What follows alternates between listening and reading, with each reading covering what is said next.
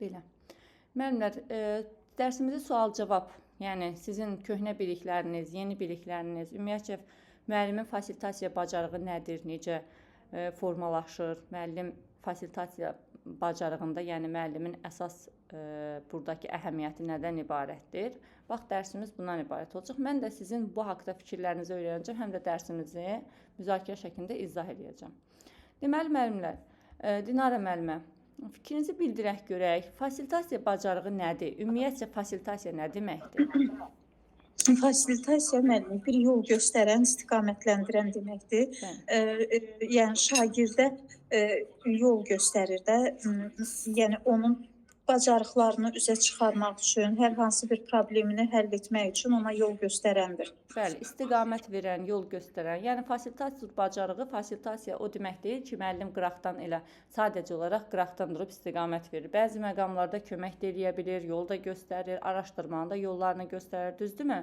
Onlar da tənqidi, yaradıcı, təfəkkürü formalaşdırır, özünün metakognitiv bacarıqları, yəni metakognitiv nədir? Özləri öz strategiyalarını, öz yollarını qura bilsinlər, öz metodlarını üzə çıxara bilsinlər. Bax, fasilitasiya bacarığı bunlardan ibarətdir. Yəni müəllim ənənəvi təlimdə olduğu kimi müəllim bilik yönümlü, ancaq şagirdlərə bildiyini çatdırır. Şagirdlər də passiv şəkildə dinləyici kimi dinləyir və onun əmrlərinə tabe olur deyil.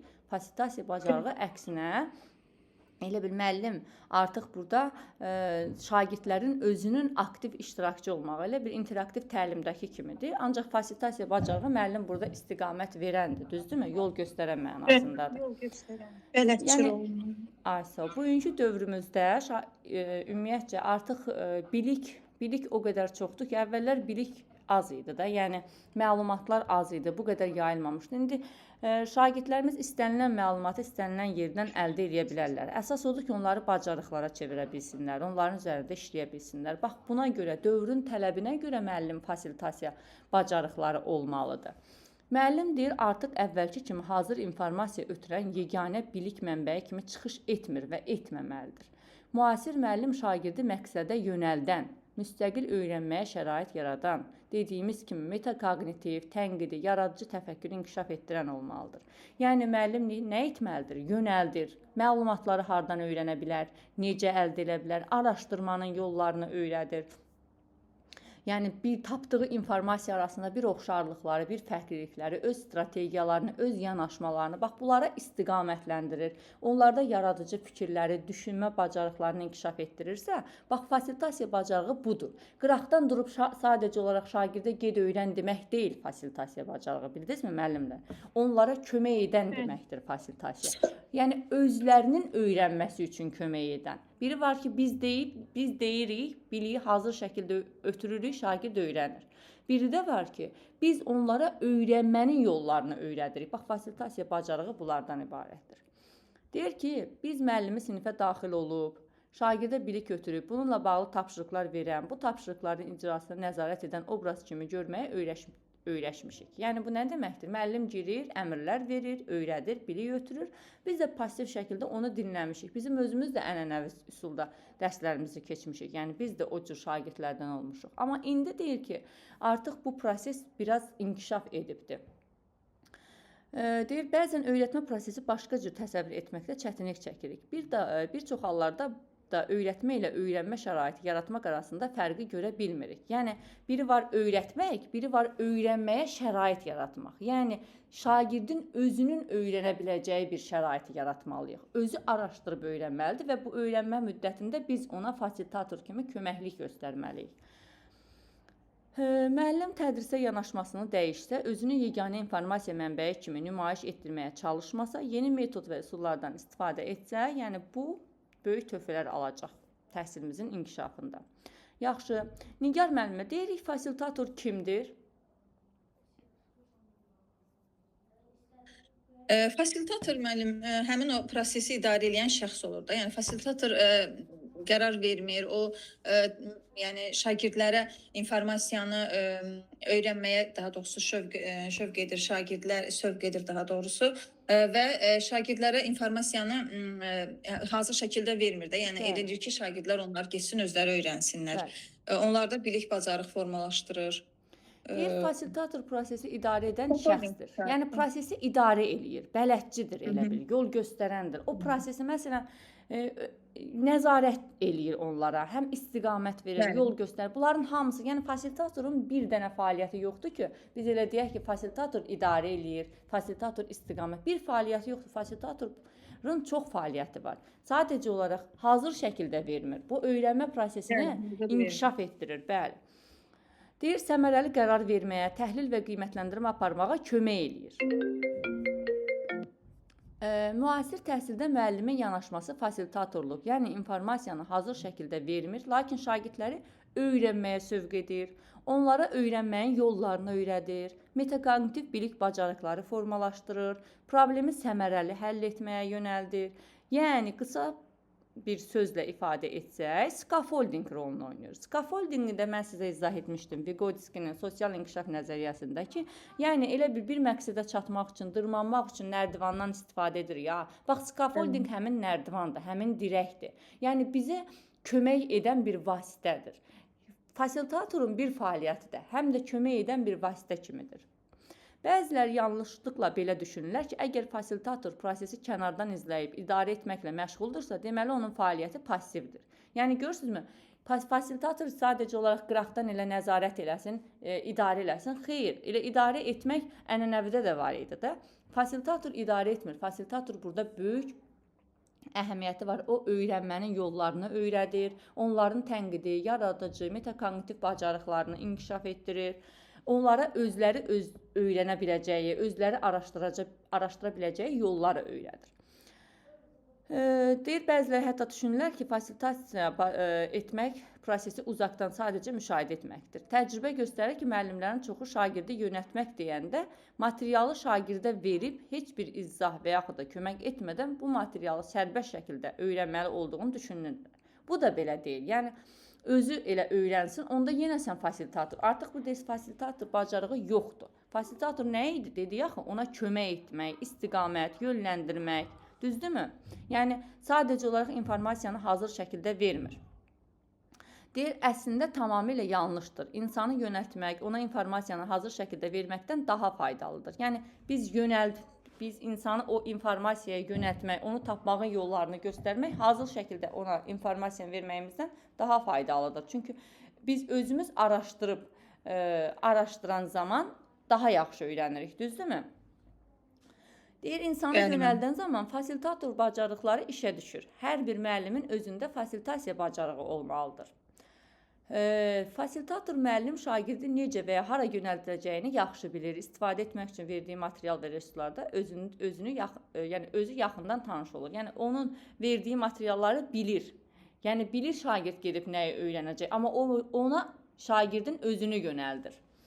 Fasilitator müəllim səmərəli təlim mühiti yaradır. Şagirdlərin emosional, intellektual, fiziki, psixoloji inkişafını təmin edir. Yəni hər tərəfli inkişaf etdirir. Həmçinin şagirdlərin potensialını müəyyənləşdirir. Bu sahədə şagirdləri inkişaf etdirmək üçün səmərəli metod və üsullardan istifadə edir. Deməli, fasilitator bacarığı olan müəllimlər, yəni həm şagirdin psixologiyası baxımından onları öyrənməlidir ki, onlara hansı yolda necə öyrənə biləcəklərini göstərə bilsin. Əgər mən sizi tanımıramsa, bilmirəmsə siz necə öyrənə bilərsiniz, mən sizi necə yönəldə bilərəm, düzdürmü? Müəllim onu psixoloji baxımdan da tanımalıdır, intellektual səviyyəsinə uyğun. Əgər bir şagird çox passiv şagirddirsə, biz ona hansısa bir tənqidi tapşırığı verməmişdən qabaq onu anlamanın yollarını öyrətməliyik, onu tapşırığı tapmağın yollarını öyrətməliyik, düzdürmü? Yəni bu bacarıqları, bunlar hamısı fasilitasiya bacarığıdır ki, yəni müəllim o şagirdləri tanımalıdır. Fasilitator müəllimin rolu. Gəlin görək hansı rolları var.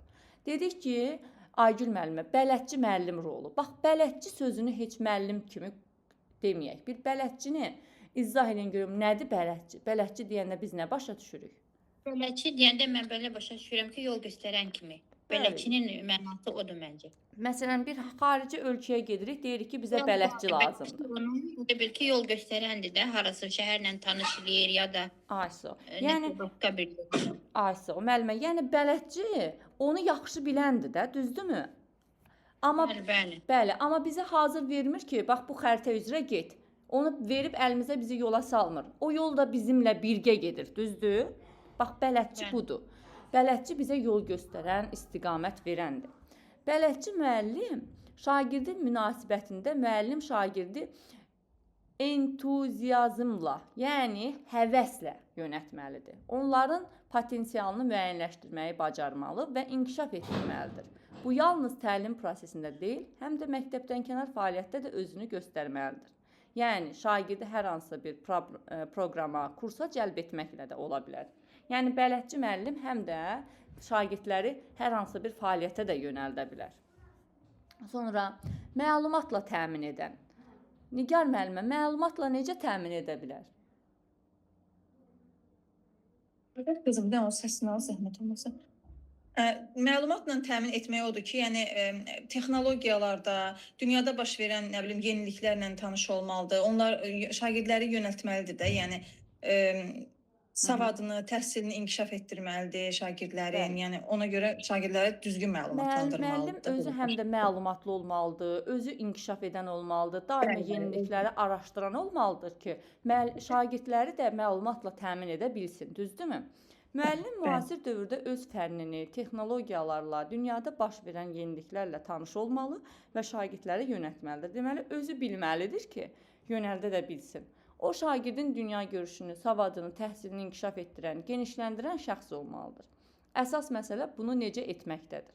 Belə ki, müəllim şagirdi öyrənilən məzmunla bağlı müxtəlif məqsəd yönlü resurslarla təmin edəndə məqsədə çatmaq daha əlverişli olur. Yəni, resurslarla necə təmin edə bilər? İstiqamətləndirə bilər, özü də təmin edə bilər. Məsələn, hər hansısa bir resursu gətirib onunla da öyrədə bilər. Bizim elə müəllimlərimiz var idi ki, məsələn, menzura var idi, sonra o xəritənin üzərində çayların ölçüsünü, yadımdan çıxdı onun adı.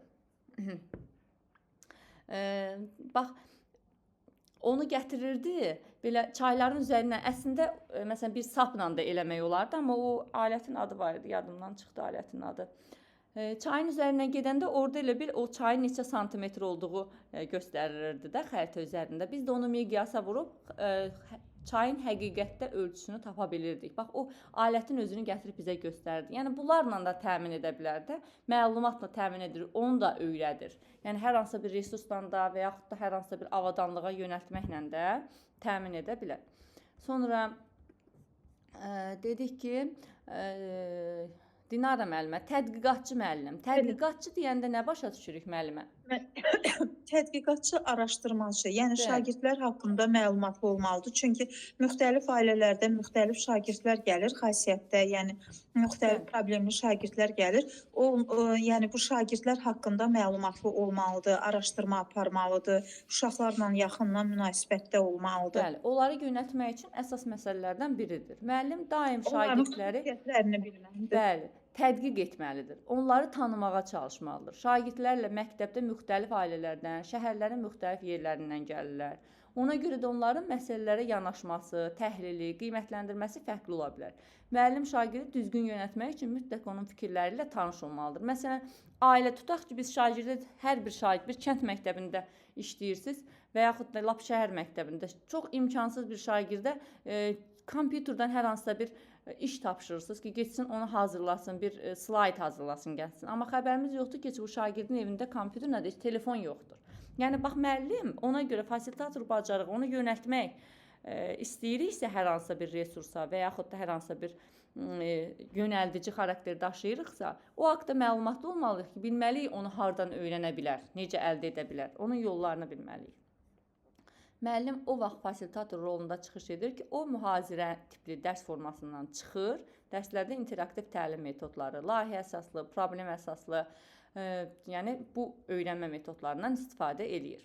Bundan başqa da dedik, müəllim düşüncələrini dərsdə yanaşmasında dəyişiklik etməlidir. Burada əsas məqamlardan biri şagird informasiyanı hazır şəkildə ötürülməməsidir. Yəni, fasilitasiya bacarıqları formalaşanda informasiyanı hazır şəkildə ötürürüksə, bu nə deməkdir? Bu o deməkdir ki, müəllim fasilitasiya bacarığını formalaşdırmayıb. Səmərəli fasilitator olmaq üçün müəllim hansı fəaliyyətləri icra etməlidir? Təlim nəticələrini şagirdlərə əvvəlcədən paylamalıdır. Yəni, onlarla danışmalıdır, onlarla bölüşməlidir ki, təlim nəticəsi necə olmalıdır. Şagirdlərin məqsəd və maraqları ilə tanış olur. Şagirdlərinizi cəlb edin, sonra sinif otağından kənara çıxın. Bax, indi bunları bir-bir izah edək. Təlim nəticələrini şagirdlərə əvvəlcədən demək, əvvəlcədən paylaşmaq. Təlim nəticələrinin əvvəlcədən elan edilməsi şagirddə demişdik nəyi yaradır? Cəlb olunmanı yaradır. Yəni sonda nə əldə edəcəyini bilən, onun əhəmiyyətini dərk edən şagird sonda nə qədər bilik əldə edəcək, bu onun üçün nə qədər lazımdır, yəni nəyi əldə edəcək sonda onu biləndə onlarda motivasiyası, cəlb olunması artır, düzdürmü? Deyir, təlim nəticələri əvvəlcədən elan edilməsi şagirdin dərsə cəlb olunmasını təmin edir, onların fəaliyyətini məqsəd yönümlü edir. Şagirdlərə elan etdikdən sonra onların bu məqsədləri anladığını yoxlamaq lazımdır. Yəni elan edəndən sonra da bir yoxlayırsınız ki, görək başa düşüblərmi? Sonra şagirdlərin məqsəd və maraqları ilə tanış olmaq. Yəni onların marağı nədir? Onlar dərsi necə öyrənmək istəyirlər? Maraq dairələri nədən ibarətdir? Bax, bunları araşdırmaq lazımdır. Şagirdlərin məqsəd və maraqları ilə tanış olmaq üçün onlarla söhbət etmək, müxtəlif anket sorğuları keçirmək, şagirdləri yaxından tanımaq, onlarla həm münasibəti, həm təlim fəaliyyətini daha maraqlı qurmağa kömək edəcək. Yəni, şagirdi bir növ məqsədlərini tanıyanda şagirdləri tanıyırıq da, onların maraqlarını tanıyırıq, araşdırırıq və oldu müəllimə. Siz onlara maraq dairəsinə, məqsədinə, gözləntilərinə uyğun fəaliyyətlər müəyyənləşdirə bilərsiniz. Yəni, onların marağına uyğun fəaliyyət tərtib edə bilərsiniz. Sonra şagirdlərinizi cəlb edin. Yəni, onlara bir maraq yaradır. Artıq maraq dairəsini öyrənəndən sonra onların marağına uyğun cəlb etmə alınacaq da burada. Təlim proqramının nəticələri, tələbləri əvvəlcədən müəyyənləşdirilmiş olduğundan şagirdlər bu məsələni qəbul etmək məcburiyyətində olurlar. Şagirdlər təlim fəaliyyətinə maraq oyatmaq, onları prosesə cəlb etmək üçün müəllimlər şagirdlərə danışaraq necə məşğul olmaq istədiyini müəyyənləşdirə bilməlidir. Məsələn, şifahimi istəyir, fərdimi istəyir, qruplarla mı işləməyi sevir. Artıq maraqlarını öyrənəndən sonra onları cəlb etmə prosesi başlayır da. Bunlar dərsin məqsədinə mane olmadan planlaşdırmada kiçik korrektlərlə etməkdə şagirdlərin dərsə cəlb olunmasını təmin edir. Yəni, şagirdlərimizi dərsə cəlb etmək üçün onları tanıyandan sonra, maraqlarını öyrənəndən sonra dərsi o cür quranda onlar üçün maraqlı olur. Sonra sinif otağından kənara çıxır. Nə deməkdir müəllimlər? Yəni, dərsi ancaq sinif otağındakı kimi, burada öyrənirik kimi yox, bunun həyatın bir hissəsi olduğunu başa salmaq, onu həyatla əlaqələndirmək, yəni həyatdan bir situasiyalar gətirmək. Bax, bunlar, yəni bu bəndimizdə sinif otağından kənara çıxın, bizə bunları başa salır ki, yəni təkcə məktəb daxilində yox, həm də həyati əhəmiyyətlərini onlara başa salmaq. Adətən şagirdlər dərsdə öyrəndiklərini ancaq imtahandan keçmək və yaxud da müəllim dediyi üçün yerinə yetirdiklərini düşünürlər. Yəni elə başa düşürlər ki, bu müəllimə lazımdır. Bizim cavablarımız müəllimə lazımdır ki, müəllim bilsin ki, biz bunları bilirik.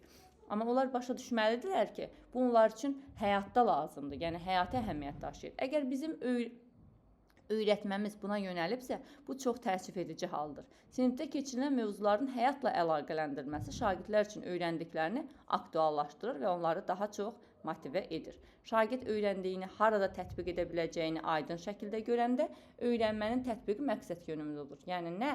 Yəni həyatda nə kimi rolu var? Bunu necə istifadə edəcəyik? Məsələn, biz coğrafiya öyrənirik, kimya öyrənirik, fizika öyrənirik, Azərbaycan dili öyrənirik. Bunlar nə üçün lazımdır? Azərbaycan dilini öyrənməyən, Azərbaycan dilinin normativlərini, qrammatikasını bilməyən, adicə danışığında belə səhvlərə yol verəcək. Dialektlərdən istifadə. Bax, bunlar Azərbaycan dilində danışmaq nə olsun ki, Azərbaycanlıyıq. Amma Azərbaycan dilində danışmağı bilmək üçün biz Azərbaycan dili fənnini keçirik ki, biz elmi danışa bilək, yeri gələndə bədii danışa bilək. Yəni, bax, bunların hamısını biz həyatda keçdiyimiz mövzuların, dərslərin bizdə həyati əhəmiyyətlərini izah etməliyik. Sonra, fasilitator müəllim özündə formalaşdıracağı bacarıqlar. Yaxşı, fasilitator müəllim özündə hansı bacarıqları formalaşdırmalıdır? Müşahidə etmək bacarığı. Yəni, şagirdləri müşahidə edir. Şagirdləri dinləyir, diqqət yetirir. Deməli, şagirdlərin sual-cavab prosesində iştirakını, davranışlarını, bir-biri ilə münasibətini daima müşahidə edir. Yalnız nəticəyə deyil, prosesə də diqqət yetirir. Nə etdiklərindən başqa, necə etdiklərinə də fikir verir. Yəni, bir növ şagirdləri müşahidə edir ki, ümumiyyətlə, fasilitator bacarığı deyil, başqa bacarıqlarda da hər hansısa bir bacarığı özümüzdə formalaşdıranda ümumiyyətlə müşahidə aparmalıyıq. Bax, müşahidə edir şagirdləri, ondan sonra o bacarıqları özündə formalaşdırır. Sonra dinləmək bacarığı təbii ki, müəllimin ən əsas xüsusiyyətlərindən biri də, həm də fasilitasiya bacarığını formalaşdırmaq xüsusiyyətlərindən biri də dinləmə bacarığıdır. Müəllim şagirdləri dinləməlidir. Necə dinləməlidir? Müəllim dinlədiyini, yəni mən səni dinləyirəm deyə yox, yəni şəraiti elə yaratmalıdır ki, şagirdlər müəllim onu dinlədiyini bilsinlər. Müəllim şagirdi yalnız eşitmək istədiyi cavab almaq üçün deyil, ümumiyyətlə onların nəyə necə cavab verdiklərini dinləməlidir. Şagirdləri nəinki sual-cavabda dinləmək, onları müəyyən prosesdə işləyən zaman da dinləməlidir. Yəni hər vaxt dinləməlidir də və sakitcə yaxınlaşıb şagirdlərin müzakirələrini dinləmək lazımdır. Bu cür dinləmək zamanı şagirdlərin nəyi öyrənib öyrənmədiklərini də müəyyənləşdirmək daha asandır. Yəni tutaq ki, qrup işi vermisiniz şagirdə. Salam müəllimə. Onlar hər hansısa öz aralarında nəsə bir müzakirə eləyir, onları dinləyirsiniz. Amma elə dinləyirsiniz ki, onlar başa düşməsinlər ki, siz onlara qulaq asırsınız. Çünki siz onları dinləməlisiniz ki, harda çətinlik çəkdiklərini, nə fikirləşdiklərini biləsiniz. Sonra məqamında düzgün müdaxilə etmək bacarığı. Yəni həmin şagirdlərə vaxtında düzgün müdaxilə etmək lazımdır. Yəni həmin məqamda lazımınca. Biz nə deyirdik? O effektiv rəy vermək. Effektiv nə vaxt lazım idi? Həmin vaxtı düzgün rəy verəndə o effektiv olurdu da. Deyir, şagirdlərin fəaliyyətini düzgün yönətmək və idarə etmək məqsədilə müəllim lazımi məqamda prosesə müdaxilə etməlidir. Sonradan müdaxilə və yaxud da şagird fəaliyyətinə verilən gecikmiş rəy effektiv olmur. Yəni, rəy həmin anda verilməlidir. Bir növ bu hansı pedaqoji prinsiplərin sözlərinə uyğundur? Hansı pedaqoji prinsipimizə uyğun idi bu? Dilarə müəllimə. Həmin anda rəy vermək. Necə? Hansı prinsipə aid idi həmin anda rəy vermək? Nigar müəllimə. İnkişaf etdirici elə bir şey. Fəaliyyətin stimullaşdırılması. Fəaliyyətin stimullaşdırılmasında həmin anda biz rəy verirdik. Sonra planlaşdırma və hazırlıq. Yəni fasilitasiya səmərəli aparmaq üçün əvvəlcədən hazırlaşmaq lazımdır. Əvvəlcədən planlaşdırmaq lazımdır ki, sistemlilik yaransın, tədrisin düzgün idarə olunmasında yəni öz rolunu göstərə bilsin. Bu da müəllimlər fasilitasiya bacarığı. Fasilitasiya bacarığını gəlin ümumiləşdirək. Nədir fasilitasiya bacarığı? Dilarə müəllimə. Üzrü sayın Nurhanə müəllimə indi girmişəm içəri. Nigar müəllimə, nədir fasilitasiya bacarığı? Bir ümumiləşdirək. Fasilitasiya bacarığı, yəni şagirdə istiqamət vermək, yön vermək, kömək etmək. Yəni kömək etmək o demək deyil də, yəni şagirdə hazır şəkildə verirsən, sadəcə onu hər hansı bir resurslanma və yaxud hər hansı bir istiqamətə yönəldirsən də, yəni o informasiyanı ona elə ki, özü tapmaq üçün müəllim ona yön göstərirsən də, yön verirsən. Fasilitator müəllimin rolu nələrdən ibarət idi? Bələdçi. Bəli, fasilitator müəllimin rolu, bələdçi müəllim rolu, məlumatla təmin edən və tədqiqatçı müəllim. Bir də sayaq. Bələdçi müəllim rolu olmalıdır, məlumatla təmin edən, bir də tədqiqatçı müəllim. Yaxşı. Yaxşı bir fasilitator olmaq üçün əsas nələr lazım idi? Yaxşı bir fasilitator olmaq üçün müşahidə etmək bacarığı, dinləmək bacarığı, məqamında düzgün müdaxilə etmək bacarığı və planlaşma və hazırlıq bacarığı. Yaxşı, fasilitator sinifdə şagird mərkəzli təlimi təşkil etmək üçün nə etməlidir? Nə etməlidir? Ümumiyyət. Təlim nəticələrini şagirdlərə əvvəlcədən deməlidir. Bəli, şagirdləri dərsə cəlb etməlidir, onların maraqları ilə tanış olmalıdır, yəni onları dinləməlidir. Sinif otağından kənara çıxmalıdır. Bax, bunların nəyin hara aid olduğunu bilmək lazımdır. Belə, keçək testlərə müəllimlər. Mən bunu testini yazmamışam müəllimə. Hə, bir yerdə işləyəcəyik.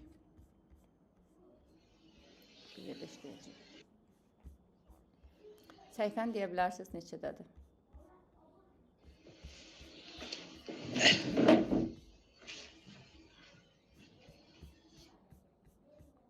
%4'dür müəllim.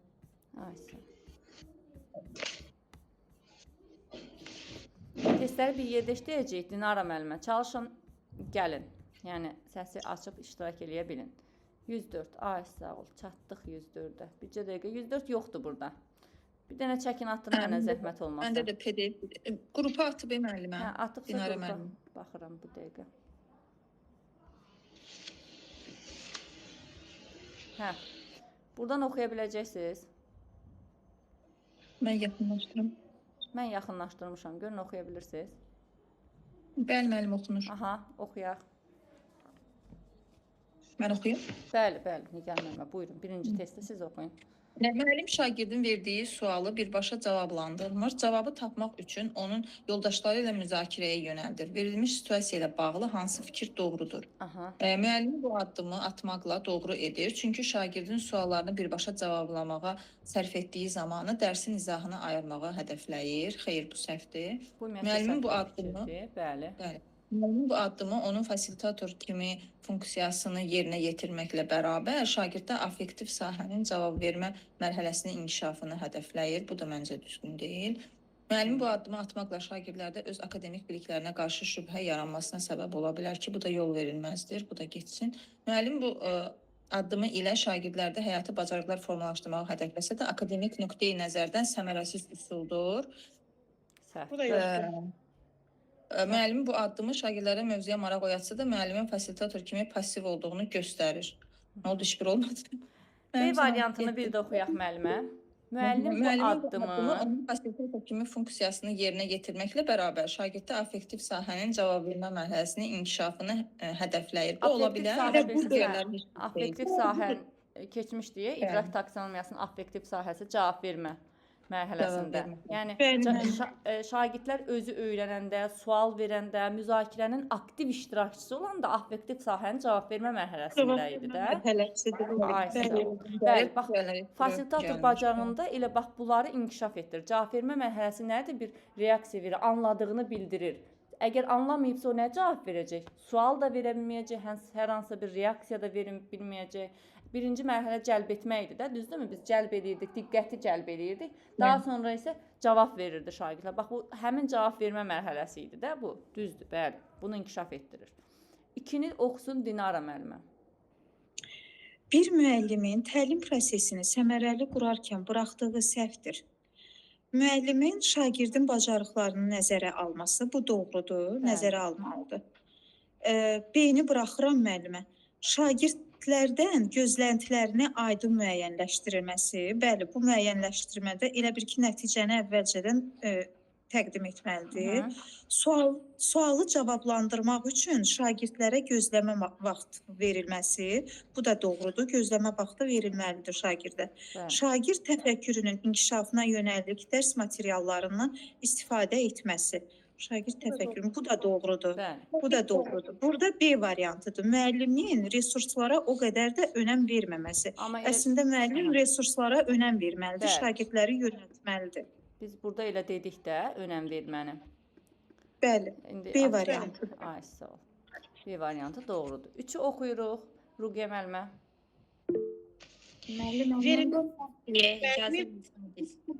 Necə? Verilənlərdə Məndə 3 səhvdir. Hədə oxuyuram.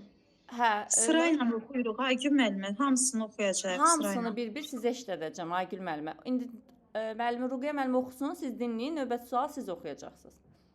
Hə. Verilənlərdə müəllimin funksiyası hesab edilmir. Bəli. Şagirdin təfəkkürünü formalaşdırmaq, şagirdləri qloballaşan dünyanın tələblərinə uyğun yetişdirmək, şagirdin metaqognitiv bacarıqlarını inkişaf etdirmək, tədrisin məqsədini şagirdin imtahan nəticələri ilə müəyyənləşdirmək, şagirdin tənqidi düşüncə bacarıqlarını inkişaf etdirmək. D variantı. Nətər bildiniz ay müəllimə? Elə oxudunuz, getdiniz, mən bilmədim. Bir-bir gəlin deyək. Verilənlərdən biri...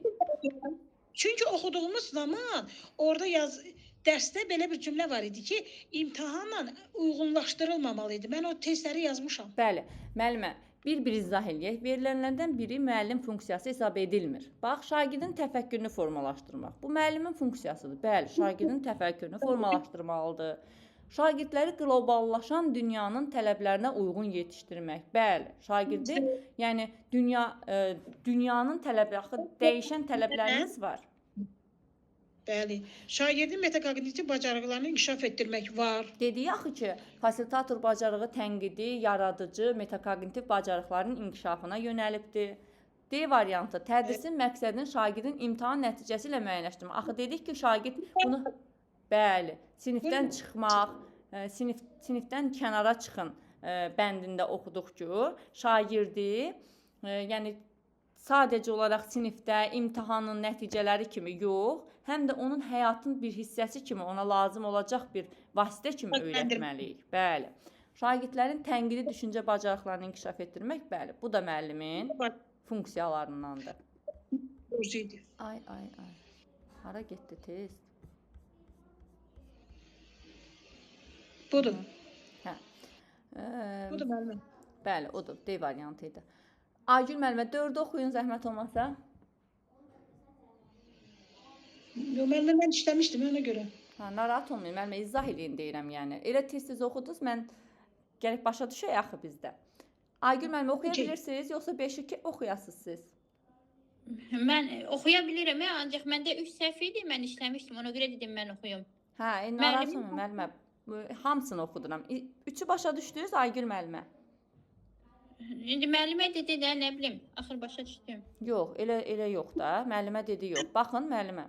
Tədrisin məqsədini şagirdin imtahan nəticəsi ilə müəyyənləşdirmək. Axı mən indicə izah edəndə dedim ki, sadəcə olaraq imtahan nəticəsi ilə müəyyənləşdirməyək də ki, biz bunu imtahan vermək üçün öyrənirik. Bu düzgün deyil.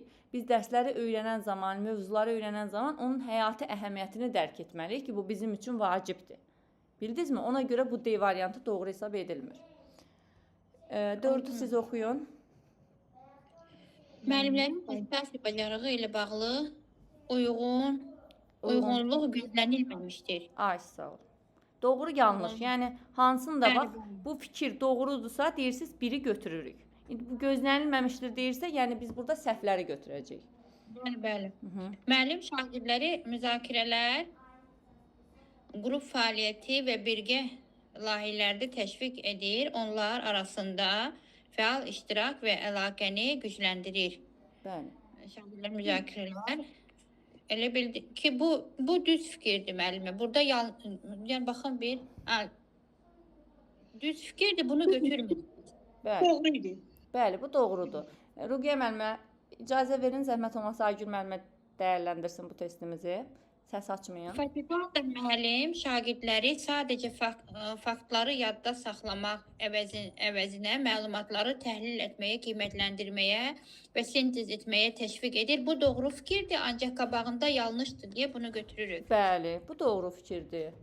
3 oxuyaq. Şagirdlərin ehtiyaclarına və öyrənmə üslublarına əsasən öz tədris metodlarını və strategiyalarını tənzimləyir.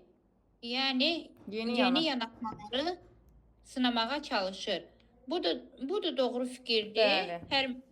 Elə bil ki, müəllim şagirdlərin ehtiyacları eləməlidir. Bəli, onların öz öyrənmə üslubuna əsasən metodları təyin etməlidir. Bunu da götürürük. Bəli, bu da doğru fikirdir. Ay, sağ ol. 4-ə baxaq. Fasilitator müəllim şagirdlər arasında müstəqilliyi təşviq edir. Onları öz öyrənmə prosesinə görə məsuliyyət daşımağa hədəflər qoymağa istiqamətləndirir. Bu da doğru fikirdir, ancaq bu elə bil ki, uyğunsuza görə bunu götürmürük. Bəli, amma fikir doğrudur, düzdürmü? Əla. Bəli. Deməli, burada variant nə çıxdı? 2-3. 2-3, yəni 2 doğruydu, düzdürmü? Burada yanlış yazılmışdı, ona görə götürdük.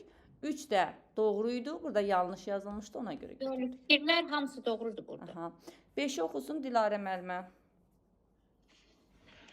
Elə məndə 5 səhv idi. Buyurun. Aşağıdakı nümunələrdən hansı fasilitator müəllimin xüsusiyyətinə aid deyil? Müəllim şagirdlərin oxuya maraqlarını artırmaq üçün sinifdə fərqli mövzulara aid kitablardan ibarət oxu güşəsi yaradır. Bu doğrudur. Resursla təmin eləyir. Bu doğrudur. Bu doğrudur. Yəni bir növ istiqamət. Baxın bu şeyin mənası nədir? Yəni onların oxumağa marağını artırmaq üçün, yəni onları cəlb eləyir, bir növ istiqamət verir, resursla təmin eləyir ki, onlara Yəni yönləndirir də necə kitaba necə maraq yaranar. Yəni onları açıb kitabı onlar üçün oxumasa da onları kitaba yönəldir. Bax ona görə bu fasilitativ bacarığı kimi götürülür. Sonra Müəllim yeni dərsi izah edir və şagirdlərə mövzu ilə bağlı tapşırıqlar verir. Hamı tapşırığı bitirdikdən sonra şagirdlərin səhvlərinə bir-bir düzəlişlər edir. Mən bunu doğru kimi başa düşdüm. burada Amma bu- ənənəvi metoddur da müəllimə. Bax müəllim görürsüz özü izah eləyir.